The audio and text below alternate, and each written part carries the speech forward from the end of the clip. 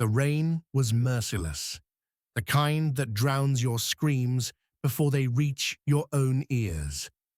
Natalia Winters stood on the edge of the coastal highway, her wedding dress clinging to her body like a second skin of betrayal. Mascara rivers carving paths down her cheeks. She had been left behind, abandoned, discarded like yesterday's news by the man who swore forever just 3 hours ago. But as the headlights of a sleek black Bentley cut through the storm, she had no idea that the driver behind that wheel would become her greatest obsession, her deepest wound, and ultimately her unexpected salvation. Before we dive into this extraordinary tale of love, betrayal, and redemption, let us bow our hearts for a moment. Heavenly Father, we thank you for every soul watching this story today. Bless the viewers of Mr. Douglas Stories with wisdom, discernment, and open hearts. May this narrative remind them that even in life's fiercest storms, you are orchestrating beauty from chaos. Grant them favor in their relationships, strength in their trials, and the courage to trust again when trust has been broken. In your mighty name, amen. If you're standing with Mr. Douglas Stories today, type in the comments, "I am with Mr. Douglas Stories," and let's journey together through this unforgettable tale. The storm had arrived without warning, much like the text message that shattered Natalia's world. "I can't do this. I'm sorry. Don't look for me. Julian." She stared at the screen until the rain blurred the words into meaningless smudges. Her fiancé, no, her husband, as of 4 hours ago, had vanished. The reception was in full swing when she noticed his absence. His phone went straight to voicemail. His parents looked confused. His best man shrugged with infuriating casualness. Then the whispers started, the pitying glances, the realization that everyone knew something she didn't. Julian's mother finally delivered the blow with the precision of a surgeon's scalpel. "He couldn't go through with it, darling. He's been seeing Catherine Lee for months. I thought you knew." Catherine Lee, the socialite daughter of the Lee banking empire. The woman Julian swore was just a friend from university. Natalia had fled the venue in her wedding dress, ignoring the calls of her bridesmaids, her mother's sobbing pleas.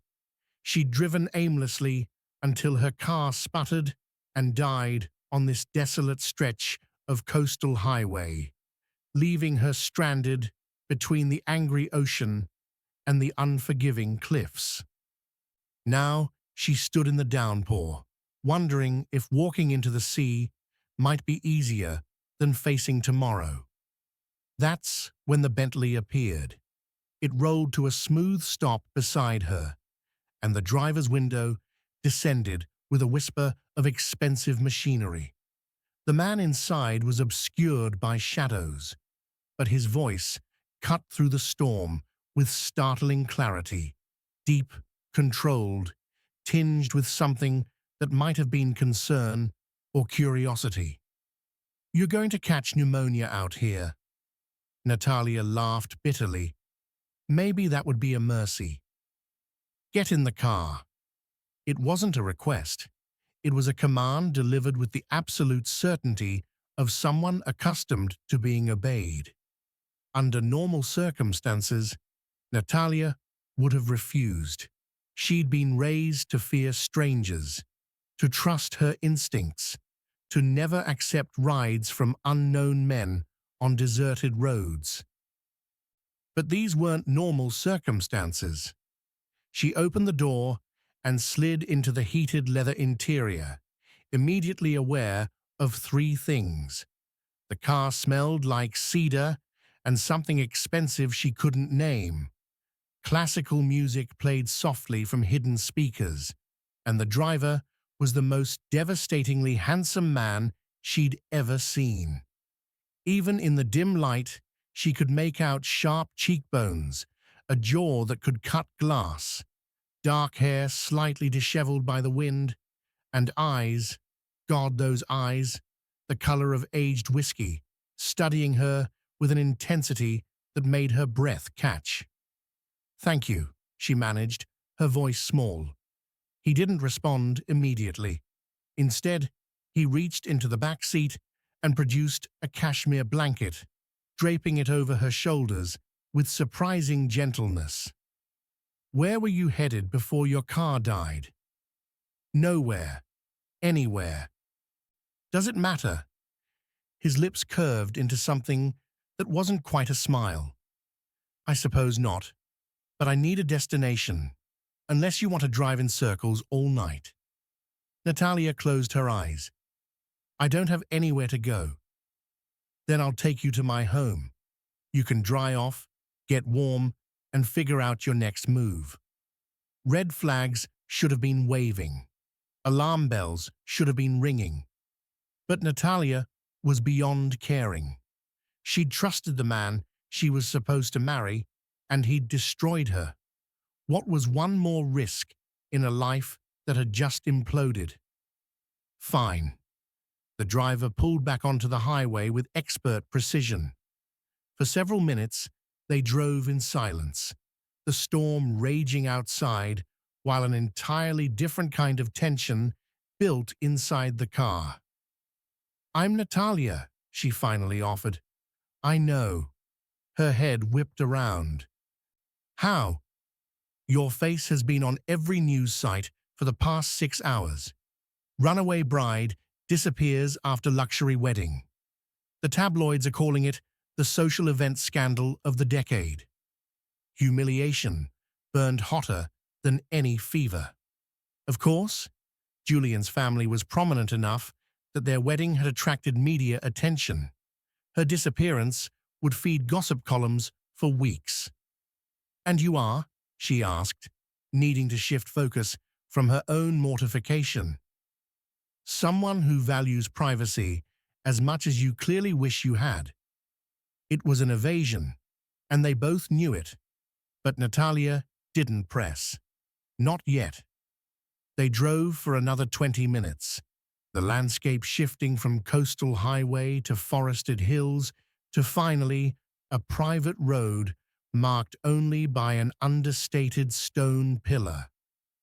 The Bentley glided through gates that opened automatically, revealing an estate that made Natalia's breath catch for the second time that night.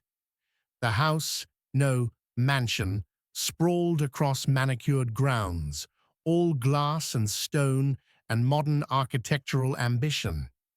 Soft lights glowed from within, creating an oasis of warmth against the storm's fury. "Welcome to Thornfield Heights," the driver said, and there was something almost ironic in his tone. He parked in a garage that housed at least 8 other vehicles, each one worth more than Natalia's annual salary. When he opened her door, his hand was steady as he helped her out. Up close, he was even more striking. Tall, easily 6'3", with a lean, athletic build beneath what was clearly a custom-tailored suit. He moved with the grace of someone who owned every space he entered. "This way." He led her through a side entrance into a mudroom that was larger than her childhood bedroom, then down a corridor lined with contemporary art that she suspected was original, not reproductions. The main living area took her breath away. Vaulted ceilings, floor-to-ceiling windows overlooking the storm-tossed ocean, furniture that whispered of Italian craftsmanship and unlimited budgets. "The guest suite is upstairs, second door on the left," he said. "You'll find clothing in the closet, various sizes. Take what fits. There's a bathroom with everything you might need." "Why are you helping me?" Natalia asked, the question bursting out before she could stop it. You don't know me. I could be anyone. Dangerous. Crazy. He studied her for a long moment, and she had the unsettling sensation of being seen, truly seen, for the first time in her life. You're none of those things. You're hurt, betrayed, and drowning in humiliation you didn't earn. I know that feeling better than you'd imagine. Before she could respond, he turned and walked toward what she assumed was his own wing of the house. Wait, she called. I don't even know your name. He paused, glancing back over his shoulder. Gabriel Hawthorne. The name struck her like lightning.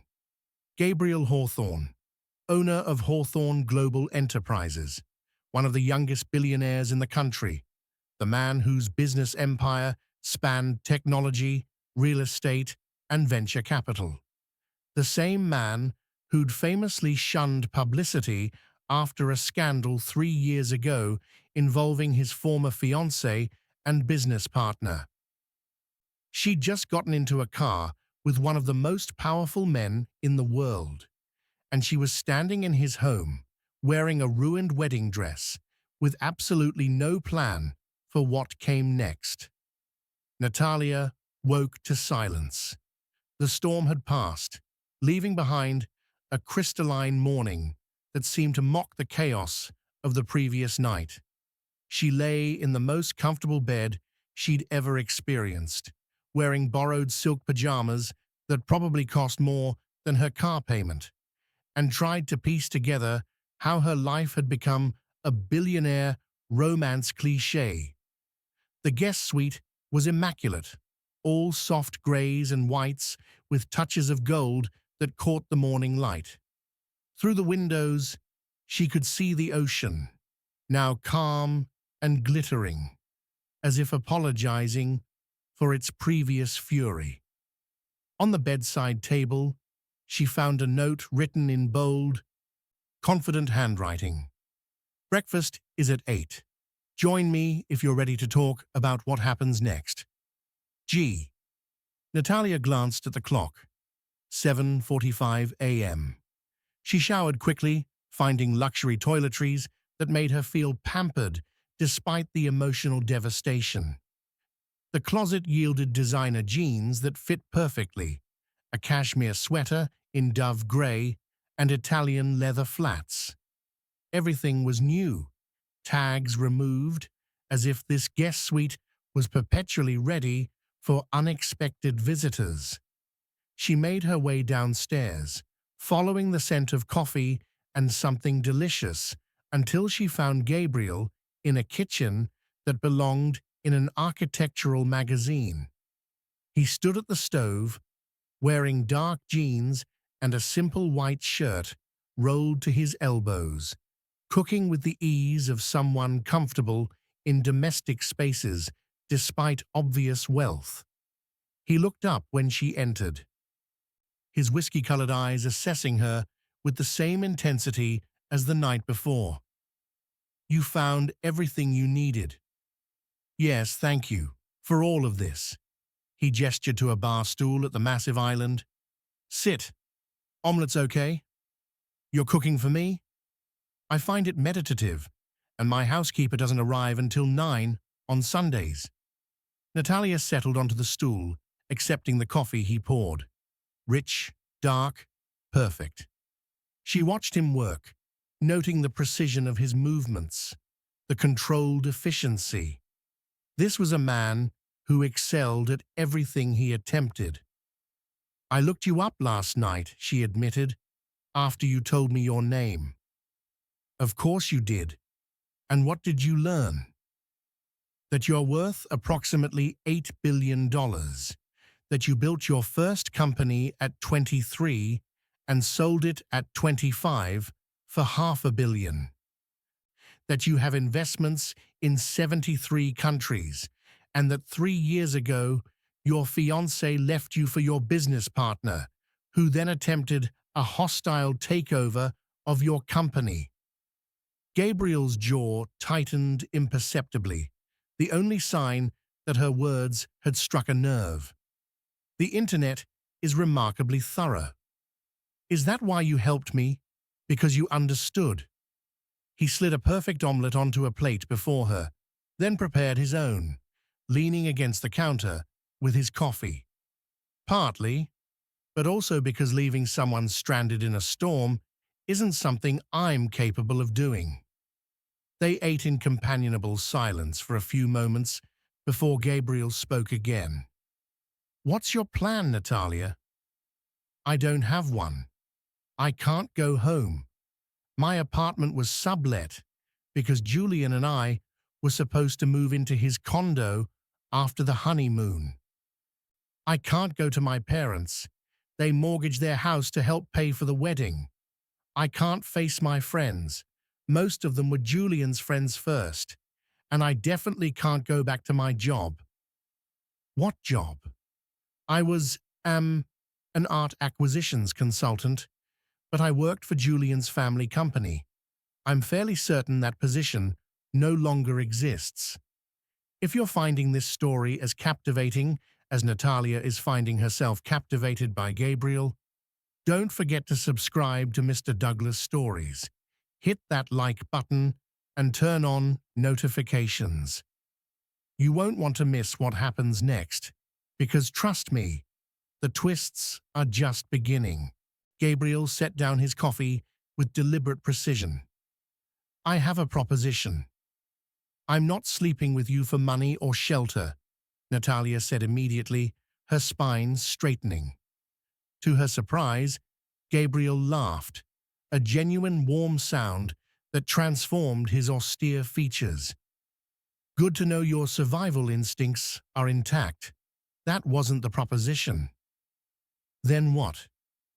I need someone with your expertise. I'm acquiring a private art collection, the Castellano estate in Bordeaux.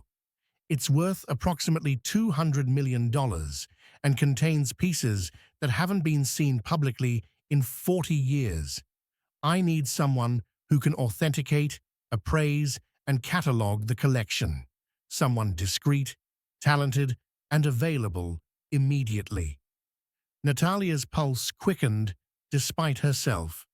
The Castellano collection was legendary in art circles. She'd written her master's thesis on Alberto Castellano's patronage of post-war European artists. You're offering me a job, a 6-month contract. You'll stay here, work from the estate, receive full access to my resources, salary of $300,000 plus bonuses based on successful acquisitions. At the end of 6 months, you'll have enough money to rebuild your life however you choose. It was too perfect, too convenient, too much like a fairy tale. Why me? You could hire anyone with my credentials. Because you need this as much as I need you. Because desperation creates loyalty, and I need someone who won't leak information to competitors or the press. And because he paused, his gaze holding hers. Because I think you're more capable than anyone, including yourself, currently realizes. Natalia's mind raced. It was crazy, completely insane to accept a job from a man she'd met 12 hours ago, a billionaire with his own tragic romantic history, a stranger who'd shown her more kindness in one night than her own husband had shown in their entire relationship. But what other choice did she have? I have conditions, she heard herself say. Name them. This is strictly professional. No expectations beyond the work. Agreed. If I feel uncomfortable at any point, I can leave with no penalty. Agreed. And you tell me the real reason you're doing this. Gabriel's expression shifted, something vulnerable flickering behind his carefully constructed walls. Because 3 years ago, when my world fell apart, no one offered me a lifeline. Everyone assumed I'd be fine, Because I was rich. Money doesn't heal betrayal, Natalia. It just gives you better furniture to cry on. You don't deserve what happened to you. Let me help you prove that to yourself.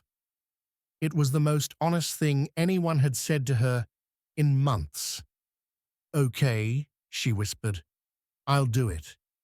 Gabriel extended his hand across the island. Welcome to Hawthorne Global Enterprises, Miss Winters. When their hands met, Natalia felt electricity arc between them. Something beyond professional, beyond gratitude, beyond anything she could explain. She was entering dangerous territory. She just didn't realize how dangerous until it was far too late. The Castellano collection arrived on a Tuesday morning in 17 climate-controlled crates, each one containing treasures that museums would wage wars to possess. But as Natalia carefully unwrapped the first painting, a Modigliani portrait with eyes that seemed to follow her movements, she discovered something that would change everything. A handwritten note tucked behind the canvas that read, Gabriel, your father's debt comes due.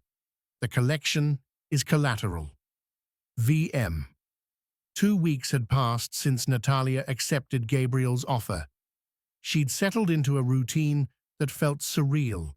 Mornings spent cataloging art in the estate's converted wine cellar. Afternoons researching provenance and authentication. Evenings dining with Gabriel and discussing everything from Caravaggio's use of light to the philosophy of aesthetic value.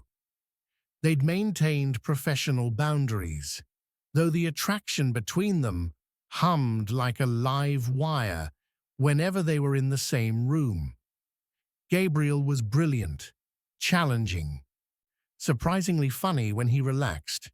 He treated her as an intellectual equal, valued her opinions, and never once made her feel like the charity case she sometimes suspected she was. But she'd also noticed things that troubled her. Late-night phone calls Gabriel took in his study, emerging with tension carved into his shoulders. Visits from men in expensive suits who looked more like mobsters than businessmen. The way Gabriel's expression would shudder whenever she asked about his family. And now, this note. Natalia held it carefully, her hands trembling slightly. VM, could that be Vincent Moreau, the French art dealer with rumored connections to organized crime? What debt? What did Gabriel's father have to do with any of this? Find something interesting? She jumped, nearly dropping the note. Gabriel stood in the doorway of the wine cellar, backlit by afternoon sun, his presence commanding even in casual attire. The Modigliani is authentic, she said, carefully folding the note and slipping it into her pocket. Circa 1917, from his Paris period, market value approximately 45 million. Gabriel descended the stone steps, his footsteps echoing. You're a terrible liar, Natalia. Her heart hammered. Excuse me? Whatever you just hid in your pocket, that's what actually caught your attention. She could deny it, should deny it, but something in his expression, resignation mixed with something darker, made her pull out the note and hand it to him. Gabriel read it, his jaw tightening, a muscle jumping in his cheek. When he looked up, his eyes were cold in a way she'd never seen. How much do you know about my father? Only what's public record. Nathaniel Hawthorne, founder of Hawthorne Industries, died 7 years ago in a car accident. That's the sanitized version. Gabriel moved to the wine cellar's small seating area, gesturing for her to join him. The truth is messier. Natalia sat across from him, waiting. My father was a gambler, Gabriel began, his voice carefully controlled. Not casually, Compulsively, he gambled on business deals, horse races, card games, anything that offered risk. For years, he won more than he lost. But in the last 5 years of his life, his luck turned. He started borrowing from dangerous people to cover his losses. People like Vincent Moreau. Exactly like Vincent Moreau. When my father died, I discovered he'd pledged assets as collateral that he didn't actually own, including pieces from my mother's family collection. I've spent the past 7 years quietly buying back everything he promised, settling debts, erasing his mistakes. The Castellano collection is part of that. Gabriel nodded grimly. Moreau claimed my father promised him first rights to purchase it when it became available. He's been pressuring me to honor that agreement. Except there's no documentation, no proof, nothing but Moreau's word and veiled threats. That's extortion. It's complicated. Gabriel leaned forward, elbows on his knees. Moreau has information about my father's debts that could damage the Hawthorne legacy if made public. Shareholders, investors, family reputation, everything could crumble. Natalia's mind raced. So you bought the collection before Moreau could, and now you're having it authenticated to prove ownership. Partly, but also because I need to know if any of these pieces were actually stolen, as Moreau claims. If they were, I can't keep them. Legal ownership matters, even when dealing with criminals. It was such a Gabriel thing to say, principled even in impossible situations. What do you need from me? Natalia asked. Complete authentication and provenance documentation on every piece. Evidence that the collection was legally acquired by the Castellano family and legally sold to me. Moreau can't touch what's legitimately mine. And if some pieces don't have clean provenance? Gabriel's expression hardened. Then we deal with that when it happens. Natalia studied him. This complex, principled, burdened man who'd saved her from a storm and was now trusting her with secrets that could destroy him. I'll find the truth, she promised, whatever it is. I know you will. That's why I hired you. Their eyes held for a moment too long, and Natalia felt the familiar pull between them intensify. She stood abruptly, needing distance. I should get back to work. The Renoir needs examination under UV light.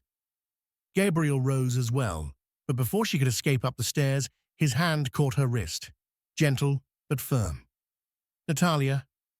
Yes? Thank you. For not running when you could have. She smiled sadly. Where would I run to? You're the only safe place I have. The words hung between them, heavy with implications neither was ready to explore. As Natalia climbed the stairs, she felt the weight of the note in her pocket and the even heavier weight of Gabriel's secrets. She'd come to Thornfield Heights to escape one betrayal. She had no idea she was walking straight into another. 3 weeks later, Natalia stood before a Vermeer portrait she'd just authenticated, worth $75 million, when the doorbell rang. Gabriel was in Tokyo on business.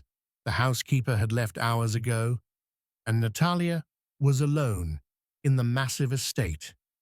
She almost didn't answer, but curiosity got the better of her, and when she opened the door, she found herself face to face with the last person she ever expected to see, Catherine Lee, the woman who'd stolen her husband, standing on the doorstep with a smile like poisoned honey.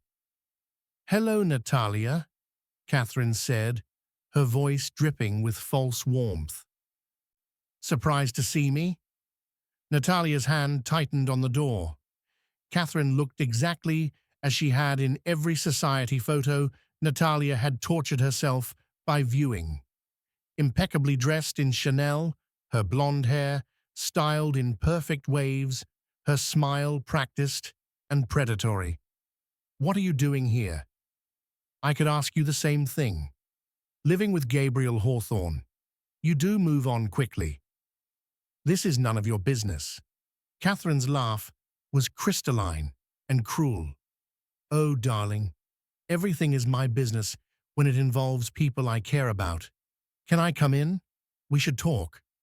No, it's about Gabriel and Julian and things you need to know before you get hurt again.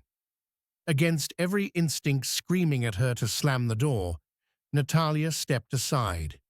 Catherine glided in with the confidence of someone who'd entered many such homes, her critical gaze sweeping over the decor. Beautiful place, very Gabriel, expensive, cold, perfectly curated. Why are you here, Catherine? They stood in the foyer, two women connected by betrayal and circumstance. Catherine's expression shifted, the false sweetness dropping like a mask. To warn you, Gabriel Hawthorne isn't who you think he is. And you are? Natalia couldn't keep the bitterness from her voice. The woman who destroyed my marriage out of what? Boredom? Ambition? Your marriage was already over. Julian was in love with me long before the wedding. I just gave him permission to admit it. The casual cruelty of it struck Natalia like a physical blow. Did you come here just to twist the knife? I came because I know what it's like to be used by powerful men. Gabriel is using you, Natalia. This job, this house, this whole rescue fantasy, it's part of a bigger game you don't understand. What game? Catherine pulled out her phone, scrolling to a photo that she turned to face Natalia. It showed Gabriel at some charity gala, his arm around a stunning brunette who gazed up at him with obvious adoration. Recognize her? That's Isabel Moreau, Vincent Moreau's daughter. Gabriel's been cultivating a relationship with her for 18 months, supposedly to gain leverage over her father. But here's the interesting part. Isabel thinks it's real.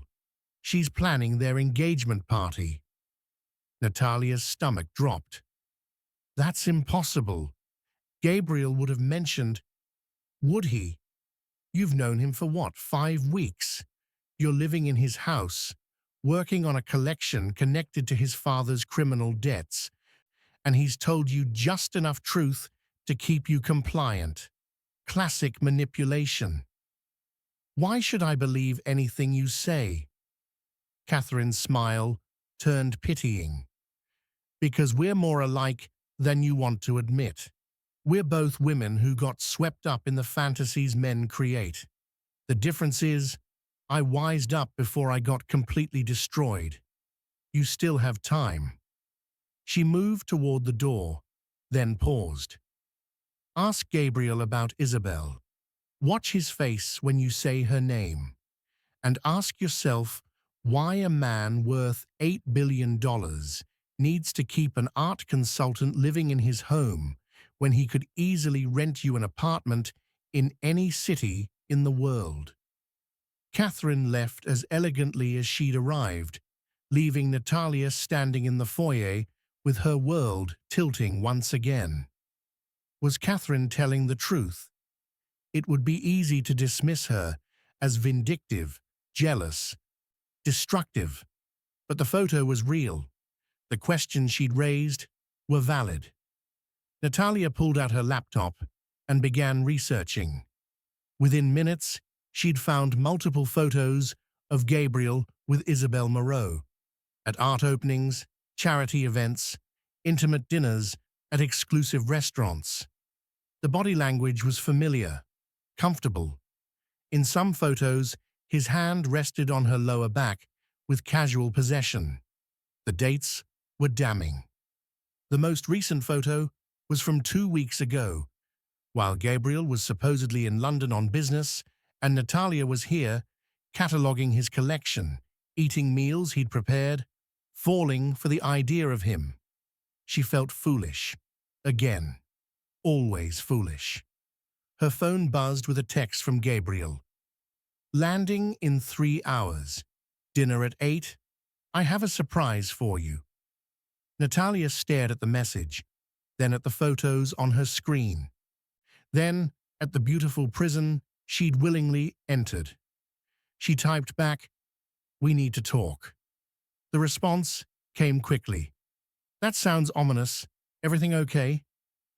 "Dinner at 8, she confirmed, then closed her laptop. She had 3 hours to decide whether to confront him or to protect herself by leaving. 3 hours to determine if Gabriel Hawthorne was her salvation or just another beautiful lie. Gabriel arrived at precisely 8 o'clock, carrying a bottle of wine that probably cost more than Natalia's first car, and wearing an expression of cautious optimism that would have melted her heart 24 hours ago. Now, she sat at the dining table with printed photographs of him and Isabel Moreau spread before her like evidence at a trial, and watched his face transform from warmth to recognition to something that looked dangerously close to resignation. "I see Catherine found you," he said quietly, setting down the wine. "So you don't even deny it." Gabriel pulled out a chair across from her, his movements deliberate and controlled. "What exactly am I denying?" "That you've been seeing Isabel Moreau, that you're using her to get to her father, that this," she gestured around the room, at herself, "is part of some elaborate scheme I'm too naive to understand." "Did Catherine tell you that?" "She showed me evidence." "Evidence can be manipulated. Context matters." Natalia slammed her hand on the table, surprising herself with the force of her anger. "Then give me context, Gabriel, because from where I'm sitting, it looks like you rescued a desperate woman, installed her in your house, and fed her just enough truth to keep her loyal while you played games with a mobster's daughter." Gabriel's jaw tightened, and for a moment Natalia thought he might leave. Instead, he reached across the table and carefully gathered the photos, studying each one as if seeing them for the first time. "You're right," he finally said, "about some of it." The admission hurt more than denial would have. "I have been cultivating a relationship with Isabel Moreau," Gabriel continued, his voice carefully neutral. "Her father is a criminal who's been extorting me for 7 years. Isabel is his weakness, his only legitimate child, his pride, the one pure thing in his corrupt empire. If I could get close to her, I thought I might find leverage to end this. By pretending to love her, by being her friend.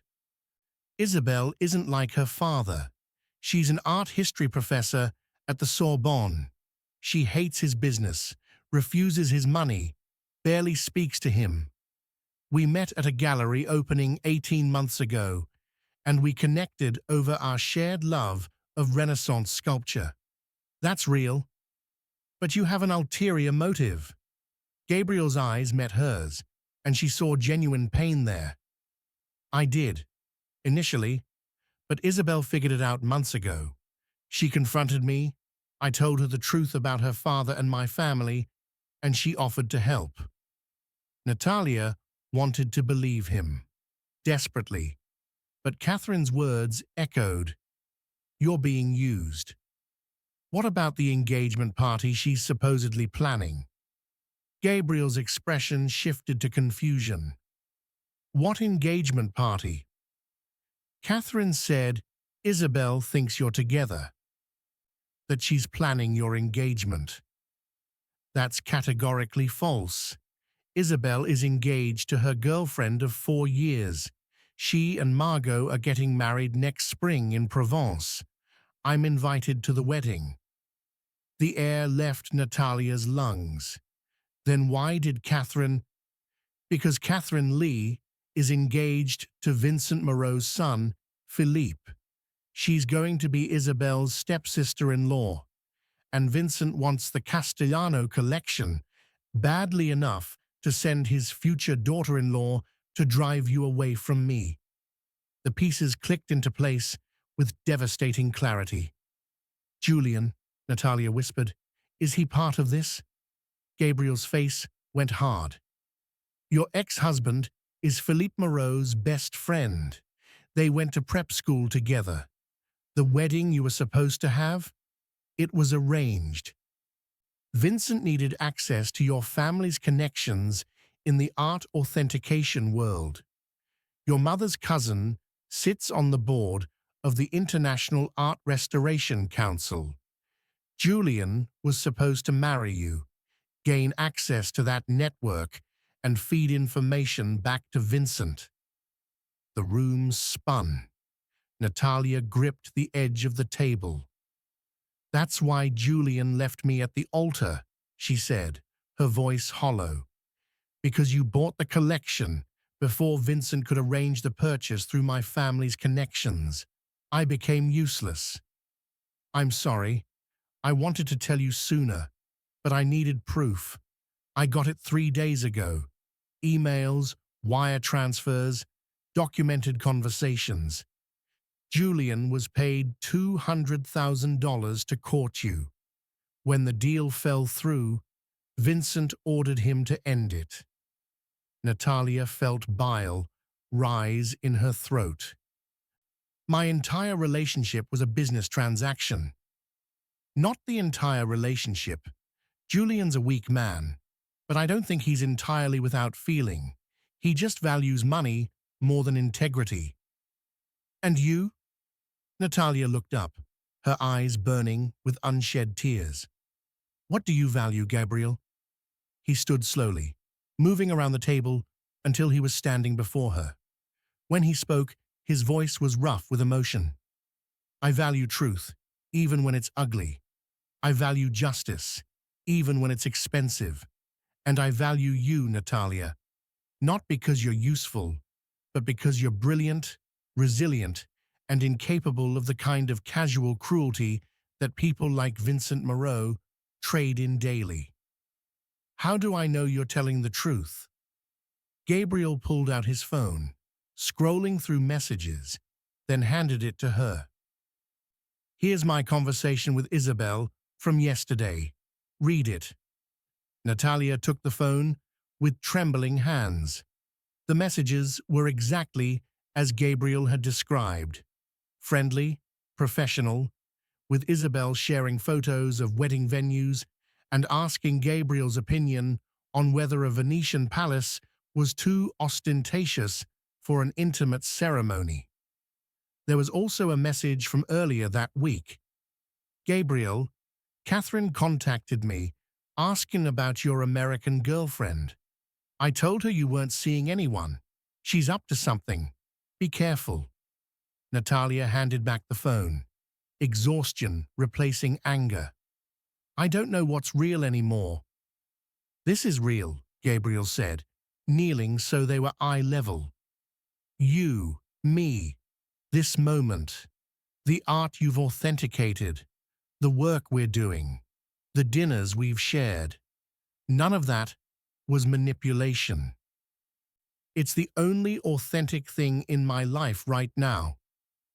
Catherine said, you could have rented me an apartment instead of keeping me here. I could have, but I didn't want you alone and vulnerable in some anonymous building where Vincent's people could get to you. You're safer here, with me. Natalia closed her eyes, trying to process everything. Her marriage had been a lie. Her abandonment had been orchestrated. But Gabriel, complicated, secretive Gabriel, had been telling the truth, or at least his version of it. "What happens now?" she asked. "Now we finish authenticating the collection. We document everything, and we prepare for Vincent to make his move because he will. Men like him don't accept defeat gracefully." "What kind of move?" Gabriel's expression darkened.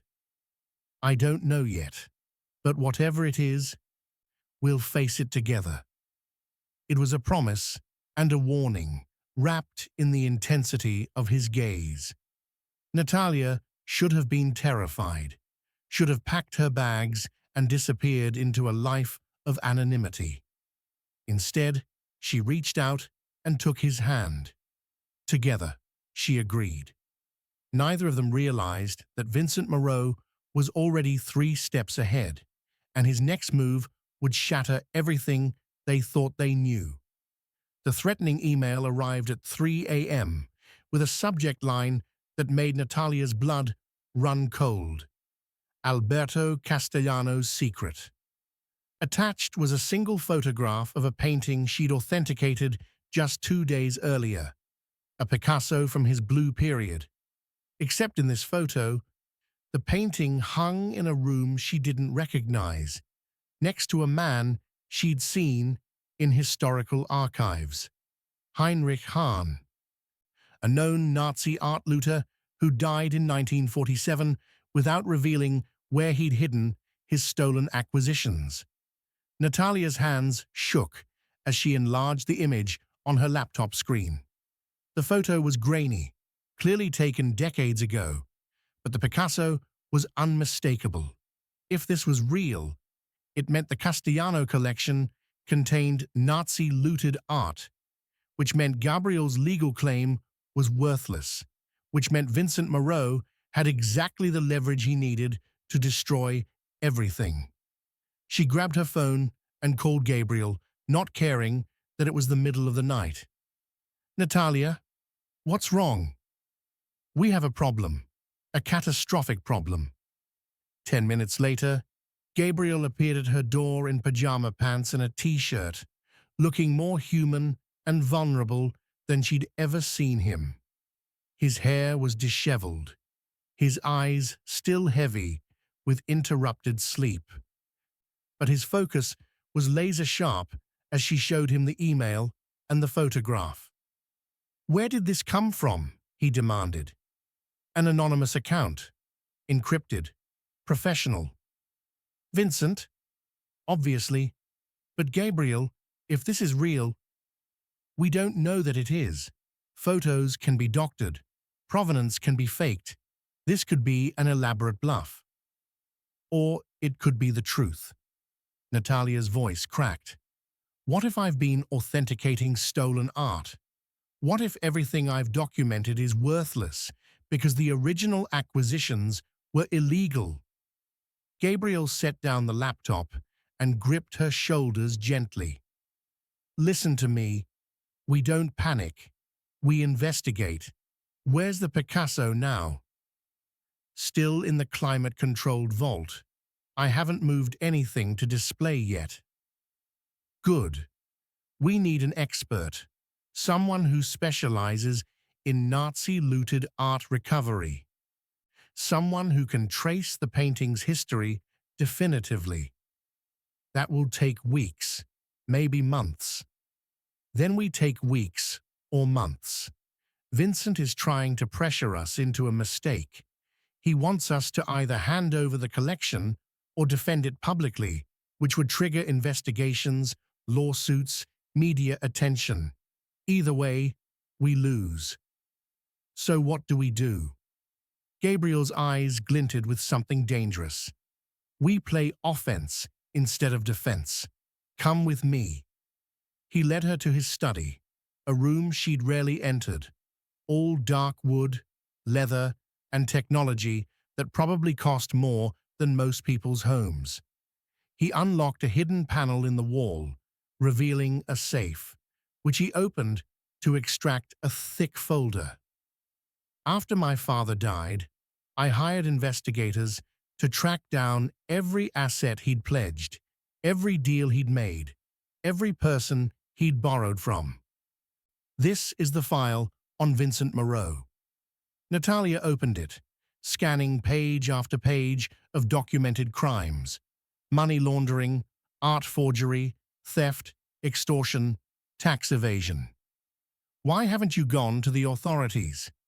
Because Vincent has connections at every level of law enforcement: local police, federal investigators, even some judges. Going after him publicly would mean years of legal battles while he continued to operate freely. I needed ironclad evidence and the right moment. What changed? You arrived, and Vincent made the mistake of sending Catherine to drive you away, which confirmed how desperate he's becoming.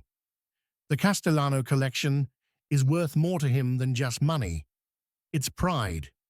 His father lost the collection to Alberto Castellano in a card game in 1965. Vincent has spent his entire adult life trying to recover it. To him, it's personal. So this email is Vincent revealing his hand too early. He's showing us that he has information, but not using it yet, which means he wants something in exchange for his silence. As if summoned by their speculation, Gabriel's phone buzzed with an incoming call from an unknown number. He put it on speaker. "Mr. Hawthorne," a smooth, accented voice filled the room. "I hope I'm not calling too late." "Vincent Moreau, what a coincidence. We were just discussing you." "Were you? How flattering. Then perhaps you've received my email. The photograph is quite remarkable, don't you think?"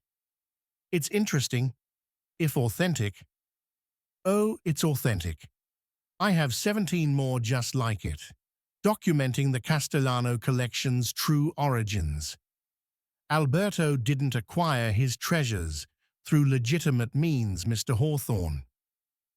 He stole them from my family, who obtained them during the war through, let's call them, controversial circumstances." "You mean stolen from Jewish families before they were murdered?" Natalia interjected, unable to remain silent. There was a pause. "And who is this lovely voice?" "None of your concern," Gabriel said sharply. "Ah, the mysterious art consultant. Miss Winters, I presume. You've been quite busy authenticating stolen property. I wonder how that will look when the International Art Recovery Commission investigates." Natalia's face burned with anger and shame. "What do you want, Vincent?" Gabriel demanded. "A simple exchange. You transfer ownership of the Castellano collection to me. I destroy all evidence of its Nazi origins, and everyone walks away clean. You avoid the scandal, I get what my family is owed, and Miss Winters doesn't face criminal charges for her role in laundering stolen art." "You're threatening her now." "I'm offering solutions. You have 48 hours to decide. After that, I go public with everything, and we let the courts sort out ownership while your reputation and her career burn to the ground." The line went dead. Gabriel was on his feet instantly, pacing like a caged predator. He's overplaying his hand. If he really had bulletproof evidence, he'd have used it already. "Or he's giving us just enough rope to hang ourselves," Natalia countered. "Gabriel, maybe we should consider—" "No, we don't negotiate with extortionists, even if it means losing everything." He stopped pacing, turning to face her with an intensity that stole her breath. "I've lost everything before. It taught me that what matters isn't the money or the art or the reputation. It's who you are when everything else is stripped away. I won't let Vincent Moreau dictate that. This is my career, my future. If he goes public, then we go public first, on our terms. We expose Vincent's criminal enterprises, his connection to Julian and Catherine, everything. We make him the story instead of the collection. That's insane. It's the only move he won't expect. Gabriel moved to his computer, pulling up files. Isabel has been gathering evidence against her father for years. She's wanted to break free from his influence, but didn't have the courage alone. This could be the catalyst. You're asking her to betray her own father. I'm giving her permission to do what she's wanted to do for years, stop him from destroying more lives. Natalia felt the weight of the decision crushing down on her. They could surrender the collection and walk away, or they could fight, risking everything on the chance that Vincent's evidence was weaker than he claimed. If we do this, she said slowly, we need to be absolutely certain about the collection's provenance. We need our own expert. I know someone, Dr. Helena Richter at the Holocaust Museum. She's the foremost authority on Nazi-looted art, and she's incorruptible. Vincent can't buy or threaten her. Then we call her. Tonight. Gabriel checked his watch. 4:17 a.m. It's morning in Washington. I'll make the call. As he dialed, Natalia looked at the photograph on her laptop screen again. The Picasso hanging in a Nazi officer's home, beauty existing alongside atrocity. She thought about all the families who'd lost everything in the war, their treasures stolen, their lives destroyed. If the collection really was tainted, could she live with herself for trying to defend it? But if Vincent was lying, could she let him win through intimidation and false evidence? Dr. Richter? Gabriel's voice pulled her from her thoughts. This is Gabriel Hawthorne. I apologize for the early hour, but I need your help with a matter of extreme urgency. As he explained the situation, Natalia realized they'd crossed a point of no return. Whatever happened next, their lives would never be the same. They just didn't know that Vincent Moreau had already planted evidence in the collection itself, proof that would surface at exactly the wrong moment, exposing a truth that neither Gabriel nor Natalia was prepared to face. Dr. Helena Richter arrived at Thornfield Heights like an avenging angel of historical justice, 73 years old, sharp as a blade, with eyes that had witnessed enough atrocity in archived photographs to last 10 lifetimes. She took one look at the Picasso, adjusted her glasses, and said 5 words that changed everything. This painting was never stolen. Natalia felt her knees go weak with relief. Gabriel's hand found the small of her back, steadying her. "You're certain?" he asked. Dr. Richter pulled out a tablet, scrolling through documents. "I've been tracking Nazi-looted art for 47 years.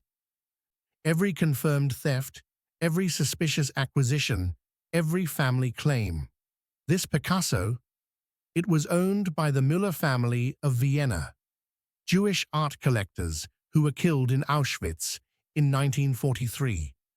But before their deportation, they arranged for their collection to be sold through neutral Swiss dealers and the proceeds hidden in accounts for their surviving relatives."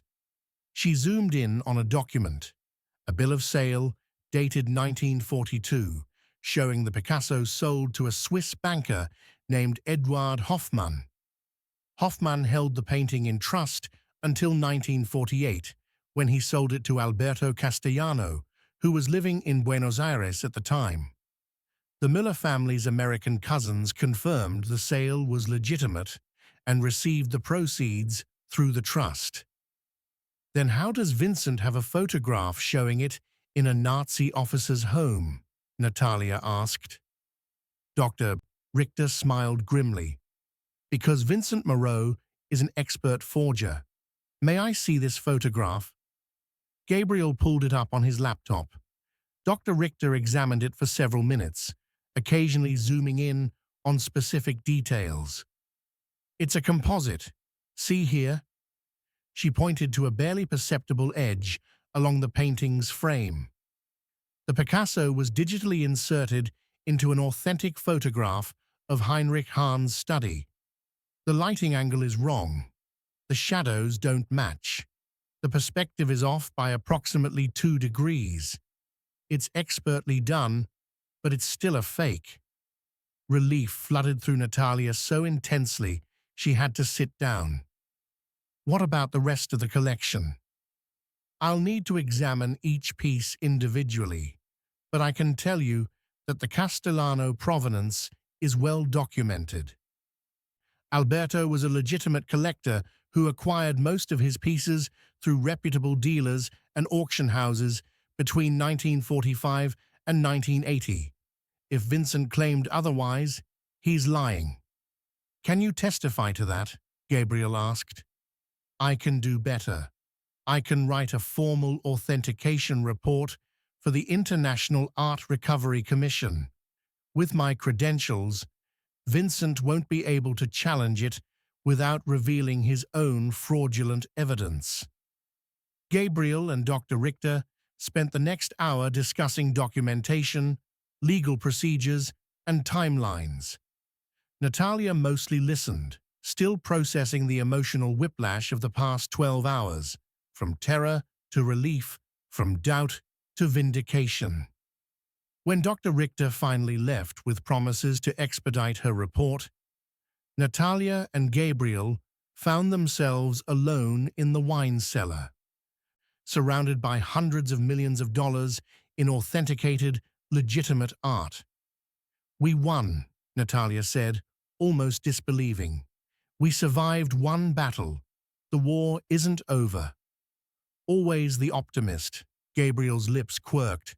Realist, Vincent won't accept this quietly. As if on cue, Gabriel's phone rang. Vincent Moreau again. I heard you had a visitor. Vincent's voice was cold, controlled. Dr. Richter is a respected expert. Her report will carry significant weight. Enough weight to bury your fraudulent claims, Gabriel confirmed. Perhaps, or perhaps it's time to shift strategies. Tell me, Mr. Hawthorne, how much do you know about Alberto Castellano's relationship with your father? Gabriel's expression went very still. What are you talking about? Your father and Alberto were business partners for nearly a decade. Did he never mention that? They met in Monaco in 1995, gambling together, making deals together. In fact, Alberto introduced your father to me. We were all quite friendly before your father's unfortunate accident. Natalia watched Gabriel's face drain of color. You're lying. Am I? Ask your mother. She was there for many of those meetings. She'll remember. And then ask yourself why your father might have been so interested in acquiring the Castellano collection after Alberto's death. Perhaps because he believed he had a claim to it. Perhaps because Alberto owed him money from their failed business ventures. If my father had a legitimate claim, there would be documentation. Oh, there is. I have it. Bills of sale, promissory notes, partnership agreements, all suggesting that your father may have had partial ownership of portions of the collection before his death, which means when you purchased it, you might have been buying stolen property. Isn't that ironic? The line went dead again. Gabriel stood motionless for a long moment, then turned and walked out of the wine cellar without a word. Natalia followed him through the house, up the stairs, to his private wing, a space she'd never entered. His bedroom was exactly what she'd expected. Minimalist, expensive, devoid of personal touches, except for a single photograph on the nightstand. Gabriel picked it up, staring at the image of a younger version of himself, standing beside a distinguished-looking man she recognized from news archives as his father. "I never knew him," Gabriel said quietly. "Not really. He was always working, always traveling, always chasing the next deal. When he died, I discovered his debts, his gambling, his lies. I thought I'd uncovered everything." "Gabriel, what if Vincent is telling the truth? What if my father did have a claim to this collection? What if I've been fighting for something that was never entirely mine to begin with?" Natalia moved beside him, taking the photograph from his hands. "Then we find out. We investigate. We follow the truth wherever it leads, just like we did with the Nazi-looted art claims. And if it means I lose the collection, then you lose the collection. But you'll still have your integrity. You'll still be the man who chose truth over convenience." Gabriel's eyes met hers, and she saw vulnerability there, raw and unguarded. "Why are you still here?" he asked. "You could leave, take the money I've paid you, and disappear. Build a new life far away from this mess." "Because I don't want a life far away from this mess. Or from you." The admission hung between them, unexpected and undeniable.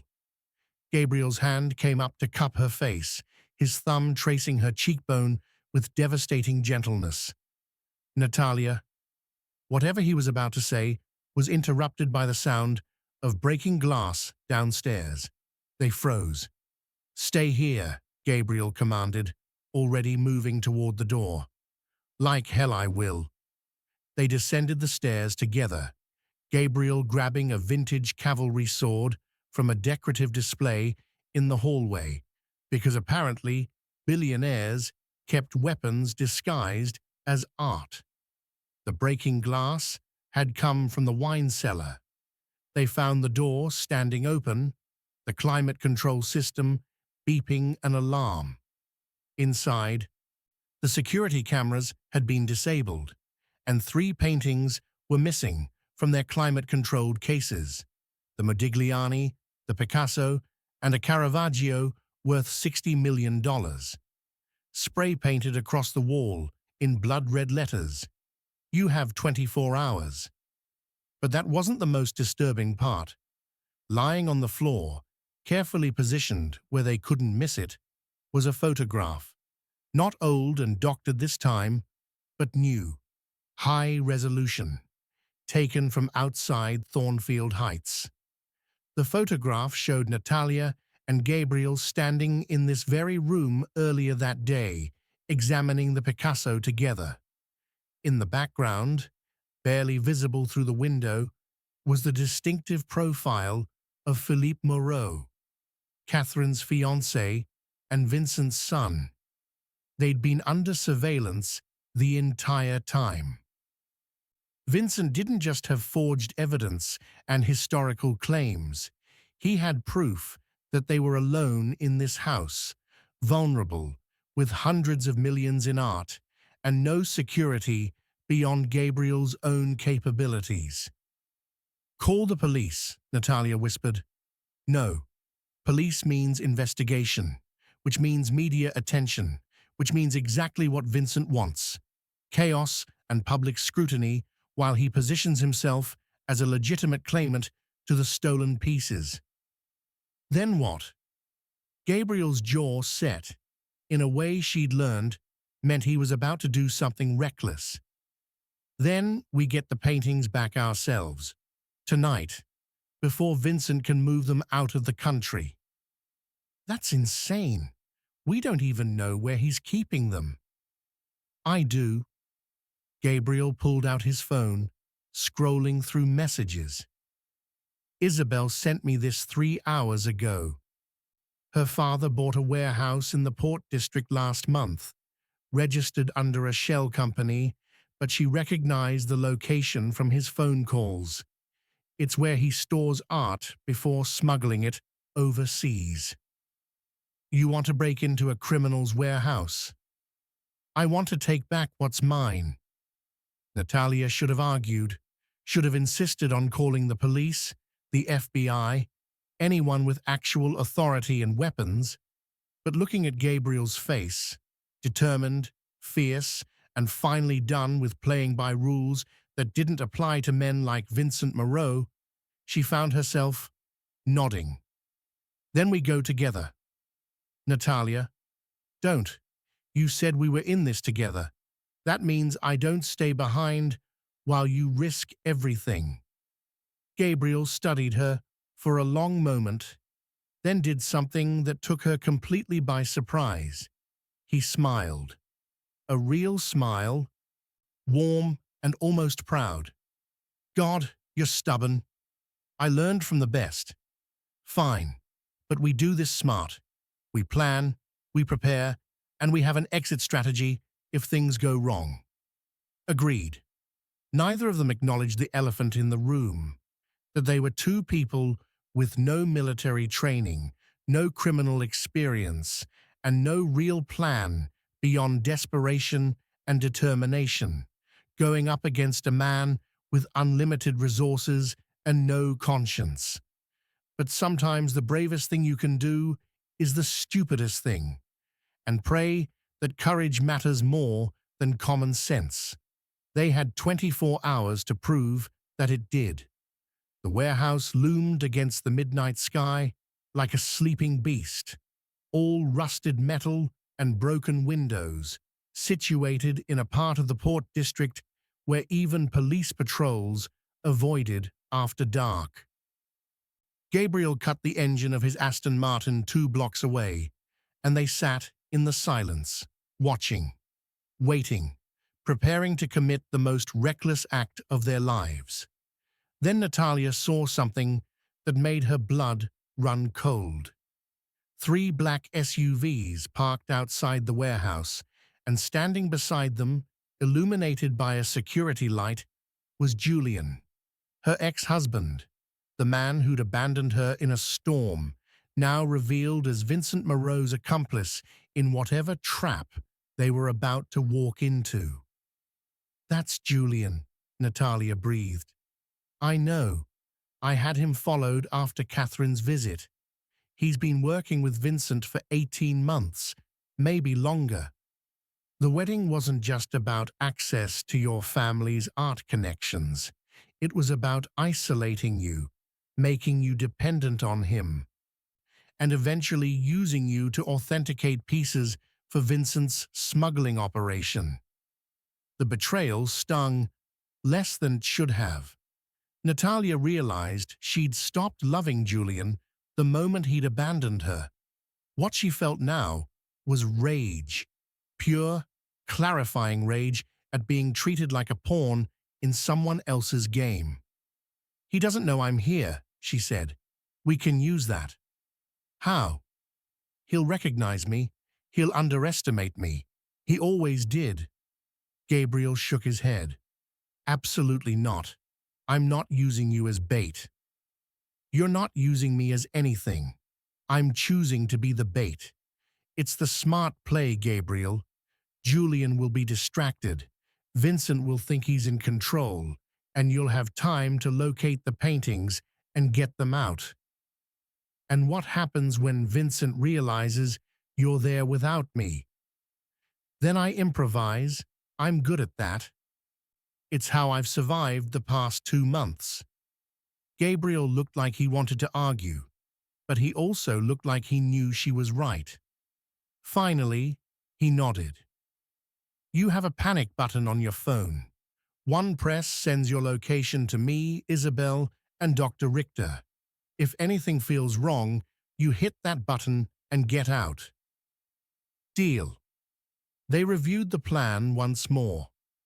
Natalia would approach the warehouse under the pretense of negotiating with Vincent directly, buying Gabriel time to enter through the back access that Isabel had identified from her father's security system. Gabriel would locate the 3 paintings, document their presence with photographs for legal purposes, and call the FBI with evidence of the theft before extracting the art. simple, terrible, likely to fail catastrophically, but they were out of options. Natalia walked toward the warehouse with her phone clutched in her pocket like a talisman. Julian saw her first, his expression cycling through shock, confusion, and something that might have been shame. "Natalia, what are you? You shouldn't be here." "Hello, Julian. Working late?" He glanced back at the warehouse, uncertain. "You need to leave. This isn't safe." "Nothing's been safe since you left me in a wedding dress on the side of the road. I think I can handle a warehouse." The door behind Julian opened, and Vincent Moreau stepped out. He was exactly as she'd imagined, from his voice on the phone. Impeccably dressed, silver-haired, with eyes like a shark, dead and calculating. "Miss Winters, this is unexpected. Where is Mr. Hawthorne?" "Deciding whether your paintings are worth negotiating over." Vincent's smile was predatory. "And he sent you to assess the situation. How chivalrous." "He didn't send me. I came because I want to understand what you think you'll gain from this." "The paintings are documented as stolen from Gabriel's property. The moment you try to sell them, every major auction house and private dealer will know they're illegal." "Will they? Or will they see an opportunity to acquire masterpieces that have been tied up in legal disputes, now available from a collector willing to sell below market value to ensure discretion?" "You're going to launder them through private sales." Such an ugly phrase. I prefer facilitate their return to the market. And with Julian's help, we'll have authentication documents suggesting these paintings were always part of the Moreau family holdings, improperly transferred to Nathaniel Hawthorne during their business partnership. Natalia felt pieces clicking into place. "You're going to claim Gabriel's father stole from you." "In a manner of speaking. Nathaniel borrowed money from me, pledged these paintings as collateral, and died before repaying the debt. Gabriel's purchase of the Castellano collection violated our agreement. I'm simply reclaiming what's owed." "Except none of that is true." "Truth is surprisingly flexible when you have proper documentation. And I have decades worth. Invoices, shipping records, insurance policies, all showing that these paintings passed through my family's hands before ending up with Alberto Castellano. It was brilliant and completely fraudulent. Vincent had been building this narrative for years, creating a paper trail that would be difficult to disprove without extensive investigation." "Why go to all this trouble?" Natalia asked, genuinely curious. "You're already wealthy. What does this collection mean to you?" Vincent's expression shifted, and for a moment she saw something human beneath the calculated criminal. "My father lost everything to Alberto Castellano, not just the paintings, but his pride, his reputation, his will to continue. He died believing he'd failed our family. I've spent my life rebuilding what he lost. This collection is the final piece. With it, I restore the Moreau name to its proper glory. By becoming exactly the kind of criminal your father despised." Vincent's eyes went cold. "You understand nothing about legacy or duty. Now where is Gabriel? This conversation is pointless without him." "I'm right here, Vincent." They all turned. Gabriel emerged from the shadows beside the warehouse, and he wasn't alone. Isabel Moreau stood beside him, holding a tablet that glowed in the darkness. Behind them were two people Natalia didn't recognize, a man in an FBI windbreaker and a woman with a camera. Vincent's face went white. Isabel, what have you done? What I should have done years ago, Father. I've given Agent Morrison access to our family's financial records, including documented proof of art forgery, theft, money laundering, and racketeering stretching back 30 years. It's over. Julian bolted. He made it approximately 10 feet before two more FBI agents emerged from the other side of the warehouse, tackling him to the ground with efficient brutality. Vincent didn't run. He stood perfectly still, staring at his daughter with an expression Natalia couldn't read. Betrayal, yes, but also something that looked like resigned pride. "You've destroyed our family," he said quietly. "No, Father. You destroyed our family. I'm just making sure it ends with me." The next hour was chaos. FBI agents swarming the warehouse, photography equipment documenting the stolen paintings, Catherine Lee arriving in hysterics when she realized Philippe was about to be arrested, Julian attempting to cut a deal by offering testimony against Vincent. Through it all, Gabriel stood beside Natalia, his hand warm and steady in hers. When the FBI finally released them, with instructions not to leave the state while the investigation continued, Gabriel drove them back to Thornfield Heights in silence. They'd won, technically. The paintings would be returned. Vincent would face prosecution. Julian and Catherine's scheming was exposed.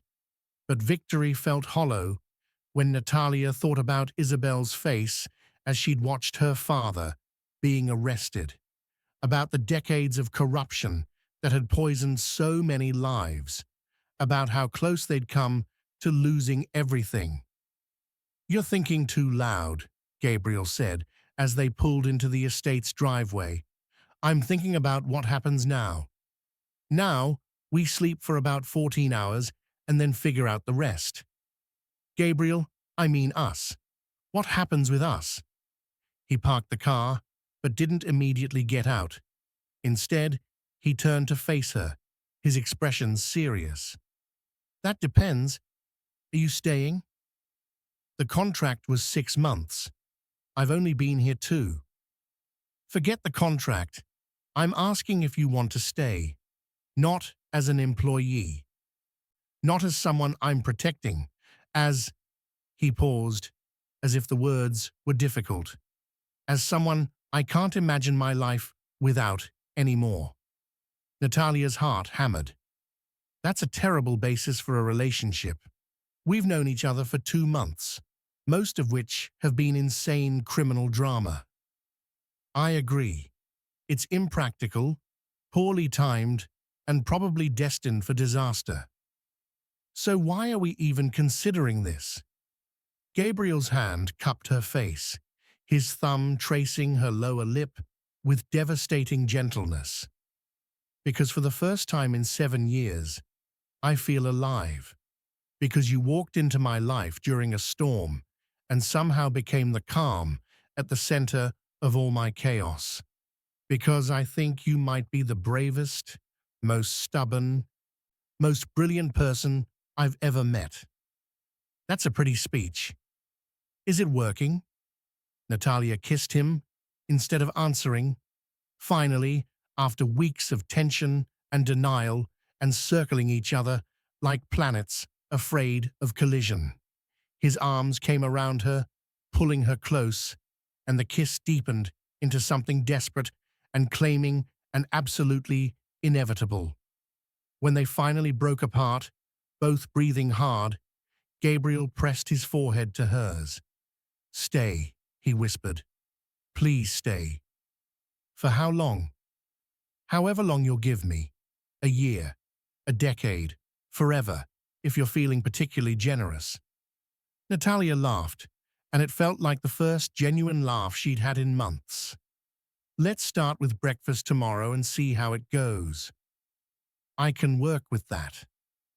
They made it inside the house before kissing again.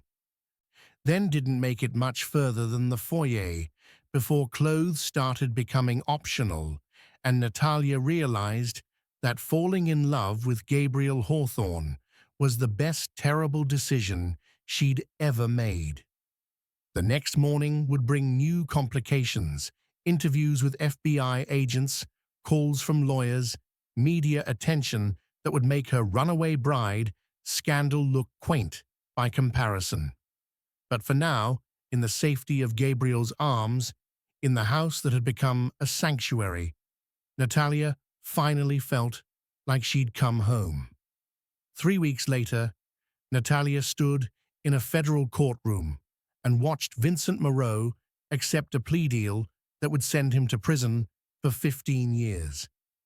But as she observed the proceedings from the gallery, she noticed something that made her blood run cold. Vincent was smiling, not the defeated grimace of a man facing justice, but the satisfied smile of someone whose real plan had just succeeded. And when his eyes found hers across the courtroom, he mouthed two words that would haunt her: checkmate. "What did he say to you?" Gabriel asked as they left the courthouse, surrounded by reporters shouting questions. "Nothing, just prison bravado." But Natalia couldn't shake the feeling that Vincent's surrender had been too easy. Men like him didn't accept defeat gracefully. They planned contingencies, arranged fail-safes, ensured that even in losing, they'd extract some final revenge. The answer came that evening, when Gabriel received a call from his attorney. "We have a problem," Martin Prescott said, without preamble. "Vincent's plea deal included a condition we didn't know about. He surrendered information about your father's partnership with Alberto Castellano, complete documentation showing that Nathaniel Hawthorne had a 40% ownership stake in the collection before Alberto's death." Gabriel went very still. "That's impossible." "It's documented. Partnership agreements, capital contributions, correspondence between the two men discussing shared investment in art acquisitions. Vincent turned over everything in exchange for a reduced sentence. Then it's forged, just like the photograph. The FBI's forensic analysis suggests these documents are authentic, paper from the correct era, ink dating to the 1990s, handwriting matching your father's known signatures. Gabriel, if this is legitimate, it means Alberto Castellano's estate sale was potentially fraudulent. Your purchase might not be legally valid." Natalia watched Gabriel's face drain of color. "What does that mean for the collection?" "It means," Martin said carefully, "that legitimate heirs to Nathaniel Hawthorne's estate, which would include your mother and potentially others, have a claim to 40% of the collection's value, approximately $80 million. Gabriel ended the call and sat down heavily. "My mother," he said hollowly. "He's going after my mother. Would she make a claim?" "I don't know. We're not close. After my father died and I discovered his debts, she blamed me for how I handled the estate. She thought I should have protected his reputation instead of exposing his crimes. We haven't spoken in 3 years. Gabriel, if she pursues this, she'll have every legal right. And if she wins, I'll have to liquidate portions of the collection to pay her claim. Everything I've spent 7 years building, protecting, fighting for, it could all be dismantled because my father lied about one more thing." Natalia knelt before him, taking his hands. "Then we find out the truth. We investigate the partnership, verify whether these documents are real, and determine what your father actually owned versus what Vincent Moreau fabricated." And if it turns out my father did have a legitimate claim, then we deal with that, together. The word hung between them, heavy with promise and implication. They'd been together for 3 weeks now, sleeping in the same bed, working side by side on the collection's final authentication, building something fragile and new and terrifying in its intensity. But this was different. This was Gabriel's family, his legacy, his ghosts. "I need to call my mother," he said finally. "Do you want me to leave while you talk?" "No, stay. Whatever she says, I want you to hear it." Gabriel made the call on speaker. The woman who answered had a voice like cut crystal, beautiful, cold, and sharp enough to draw blood. "Gabriel, I wondered when you'd call." "Mother, I assume you've heard about Vincent Moreau's plea deal." "I have. My attorney is reviewing the documentation Vincent provided. It appears your father had considerable assets that were never properly accounted for in the estate settlement. Assets he pledged as collateral for loans he couldn't repay. Assets that didn't legally belong to him. That's your interpretation. My attorney's interpretation is that your father invested his own money into a partnership that should have been honored after his death. I'm owed compensation." "You're owed nothing. Dad destroyed our family with his lies and his gambling. I spent years cleaning up his mess, while you pretended none of it happened." "How dare you speak to me?" "No, Mother. How dare you use Vincent Moreau's evidence provided by a career criminal, to attack your own son? How dare you ally yourself with the man who's been extorting this family for 7 years?" There was silence on the line then. "I'm not allied with anyone. I'm simply claiming what's legally mine." "Then do it through proper channels. File your lawsuit. Let the courts decide. But know this, if you pursue this claim, you're not just taking paintings from me. You're taking the last shred of respect I had for this family." "Gabriel," he ended the call. For a long moment, neither of them spoke. Then Natalia moved to sit beside him on the couch, her head on his shoulder. "I'm sorry. Don't be. This was always coming. My mother and we've been broken for a long time. This just makes it official." "What will you do?" "Fight, like I've been fighting for 7 years, and this time I won't be alone." He turned to look at her, and the vulnerability in his eyes made her chest ache. "Natalia, I need to ask you something, and I need complete honesty. Always. Are you staying because you love me, or because you're caught up in the drama of all this? Because once the legal battles are over, once the collection is settled, once we're just 2 people living normal lives, are you going to wake up one day and realize this isn't what you wanted?" It was the question that had been haunting both of them, unspoken until now. Natalia took his face in her hands, forcing him to meet her eyes. "I stayed after the storm because I had nowhere else to go. I stayed after Catherine's visit because I was angry and stubborn. I stayed after the warehouse because you asked me to. But I'm staying now because I love you. Messy, complicated, imperfect you. Not the billionaire, not the art collector, not the man fighting his family's demons. Just you. Gabriel Hawthorne, who makes me coffee in the morning and argues with me about Caravaggio's technique and looks at me like I'm worth more than all the art in your collection combined." Gabriel's eyes were bright with unshed tears. "Say it again. I love you. Again. I love you You impossible man." He kissed her then, deep and claiming, and when they broke apart, he was smiling. "I love you too. Have since approximately the second week you were here, which is ridiculously fast and completely illogical. When have we ever been logical?" Fair point.